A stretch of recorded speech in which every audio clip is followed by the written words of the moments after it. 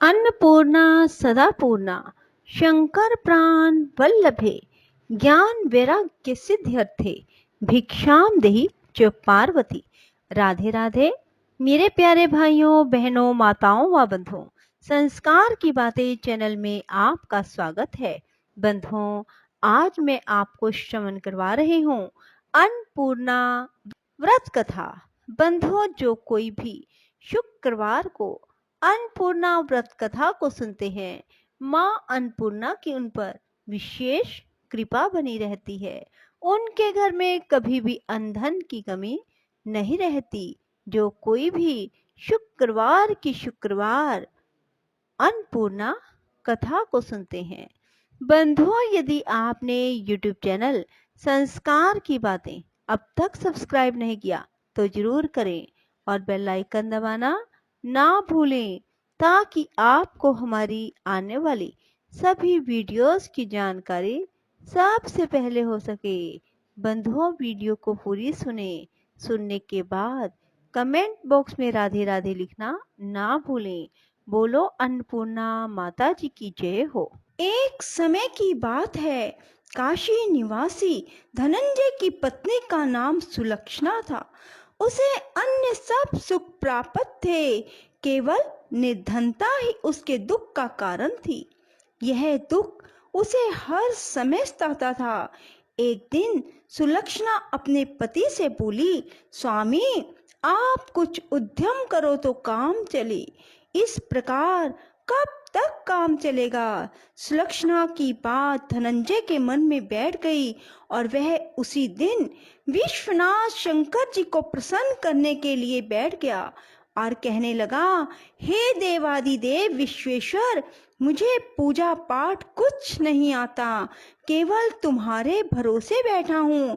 इतनी विनती करके वह 2-3 दिन भूखा प्यासा बैठा रहा। यह देखकर भगवान शंकर ने उसके कान में अन्नपूर्णा अन्नपूर्णा अन्नपूर्णा इस प्रकार 3 बार कहा। यह कौन क्या कह गया, इसी सोच में धनंजय पड़ गया कि मंदिर से आते हुए ब्राह्मणों को देखकर पूछने लगा, पंडित जी, अन्नपूर्णा कौन है?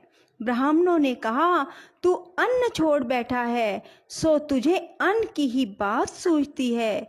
जा, घर जाकर अन्न ग्रहण कर। धनंजय घर गया, स्त्री से सारी बात कही। वह बोली, नाथ, चिंता मत करो, स्वयं शंकर जी ने यह मंत्र दिया है, वे स्वयं ही इसका खुलासा भी करेंगे। आप फिर जाकर उनकी आराधना करो। धनंजय फिर जैसे के तैसा पूजा में बैठ गया। रात्रि में शंकर जी ने आज्ञा दी, कहा, तू पूर्व दिशा में चला जा। वह अन्नपूर्णा का नाम जपता जाता, रास्ते में फल खाता जाता, झरनों का पानी पीता जाता। इस प्रकार कितने ही दिनों तक चलता गया। वहां उसे चांदी सी चमकती वन की शोभा देखने में आई, सुंदर सरोवर देखने में आया। उसके किनारे कितनी ही अप्सराएं झुंड बनाए बैठी थी। एक कथा कहती थी और सब माँ अन्नपूर्णा इस प्रकार बार बार कहती थी। यह अगहन मास की उजियारी रात्रि थी। आज से ही व्रत का आरंभ था। जिस शब्द की खोज करने वह निकला था, उसे वहां सुनने को मिला। धनंजय ने उसके पास जाकर पूछा, हे देवियों, आप यह क्या करती हो? उन सब ने कहा, हम सब माँ अन्नपूर्णा का व्रत करती हैं। व्रत करने से क्या होता है? यह किसी ने किया भी है? इसे कब किया जाए? कैसा व्रत है और इसकी क्या विधि है? मुझसे भी कहो। वे कहने लगी, इस व्रत को सब कोई कर सकते हैं। 21 दिन तक के लिए 21 गांठ का सूत का धागा लें। 21 दिन यदि ना बने तो एक दिन उपवास करें। यह भी ना बने तो केवल कथा सुनकर प्रसाद लें। निराहार रहकर कथा कहें। कथा सुनने वाला कोई ना मिले तो पीपल के पत्तों को रख सुपारी या गुवार पाठा के वृक्ष को सामने कर, दीपक को साक्षी कर, सूर्य, गाय, तुलसी या महादेव को बिना कथा सुनाए मुख में दाना ना डालें। यदि भूल से दाना पड़ जाए तो एक दिवस फिर उपवास करें। व्रत के दिन क्रोध ना करें, झूठ ना बोलें। धनंजय बोला, इस व्रत के करने से क्या होगा? वे कहने लगी, इसके करने से अंधों को नेत्र मिले, लूलों को हाथ मिले, निर्धन के घर धन आए, बांझी को संतान मिले, मूर्ख को विद्या आए। जो जिस कामना से व्रत करे, माँ उसकी इच्छा पूरी करती हैं। वह कहने लगा, बहनों, मेरे भी धन नहीं है, विद्या नहीं है, कुछ भी तो नहीं है। मैं तो दुखिया और दरिद्र ब्राह्मण हूँ, मुझे इस व्रत का सूत दोगी? हाँ भाई, तेरा कल्याण हो, तुझे देंगी, ले इस व्रत का मंगल सूत्र ले। धनंजय ने व्रत किया, व्रत पूरा हुआ। तभी सरोवर में से 21 खंड की स्वर्ण सीढ़ी हीरा मोती जड़ी हुई प्रकट हुई। धनंजय जय अन्नपूर्णा कहता जाता इस प्रकार कितनी ही सीढ़ियां उतर गया। क्या देखता है, करोड़ों सूर्यों के समान अन्नपूर्णा का मंदिर है। उसके सामने स्वर्ण सिंहासन पर माता अन्नपूर्णा विराजमान है। सामने भिक्षा हेतु भगवान शंकर खड़े हैं। देवंगनाएं चवर डुलाती हैं, कितने ही हथियार बांधे पहरा देती हैं। धनंजय दौड़कर जगदम्बा के चरणों में गिर गया। देवी उसके मन का क्लेश जान गई। धनंजय कहने लगा, माता, आप तो अंतर्यामिनी हो, आपको अपनी दशा क्या बताऊं? माता बोली, तूने मेरा व्रत किया है, जा, संसार तेरा सत्कार करेगा। माता ने धनंजय की जीवा पर बीज मंत्र लिख दिया। अब तो उसके रोम रोम में विद्या प्रकट हो गई। इतने में क्या देखता है, काशी विश्वनाथ के मंदिर में खड़ा है। माँ का वरदान ले धनंजय घर आया। सुलक्षणा से सब बात कही। माता जी की कृपा से उसके घर में संपत्ति उमड़ने लगी। छोटा सा घर बहुत बड़ा गिना जाने लगा। जैसे शहद के छत्ते में मक्खियां जमा होती हैं, उसी प्रकार अनेक सगे संबंधी आकर उसकी बड़ाई करने लगे।